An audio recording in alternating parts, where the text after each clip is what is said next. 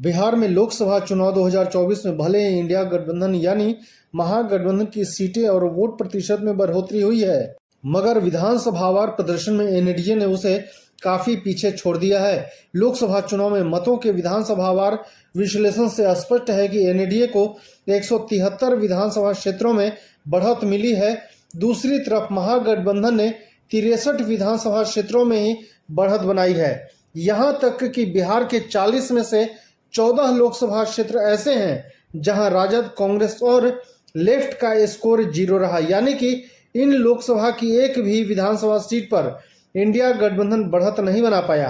आपको बता दें कि 2020 के बिहार विधानसभा चुनाव में एनडीए को 125 सीटें मिली थी, जबकि महागठबंधन को 110 सीटों पर जीत मिली थी। आपको बता दें कि विधानसभा चुनाव और लोकसभा चुनाव के मुद्दे अलग अलग होते हैं, लेकिन 2024 के लोकसभा चुनाव के संकेत बताते हैं कि महागठबंधन को अगले विधानसभा चुनाव में कड़ी मेहनत तथा सकारात्मक कोशिश करनी होगी, क्योंकि विधानसभा चुनाव के मुकाबले एनडीए ने 48 से अधिक सीटों पर बढ़त हासिल की है। इस साल के चुनाव परिणाम पर नजर डालें तो करीब 2/3 विधानसभा क्षेत्रों में एनडीए को बढ़त मिली है।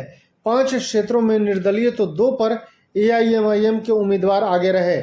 शाहाबाद और मगध के 11 लोकसभा क्षेत्रों की 68 सीटों में 26 पर एनडीए तो 42 पर महागठबंधन के उम्मीदवार अपने प्रतिद्वंदी पर भारी रहे। कोसी और सीमांचल में आने वाले 5 लोकसभा क्षेत्रों के 42 विधानसभा क्षेत्रों में 27 पर एनडीए तो 9 पर इंडिया गठबंधन के प्रत्याशी ने बढ़त बनाई।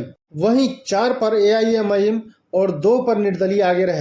इसी तरह पूरे बिहार के आने वाले 5 लोकसभा क्षेत्रों की 31 विधानसभा सीटों में 27 पर एनडीए तो 4 पर महागठबंधन आगे रहा। चंपारण इलाके की 3 लोकसभा क्षेत्रों की 18 सीटों में 17 पर एनडीए तो 1 पर महागठबंधन ने बढ़त बनाई। मिथिलांचल के 5 लोकसभा क्षेत्रों की 30 सीटों में 28 पर एनडीए तो 2 पर महागठबंधन के प्रत्याशी प्रतिद्वंदी पर भारी रहे।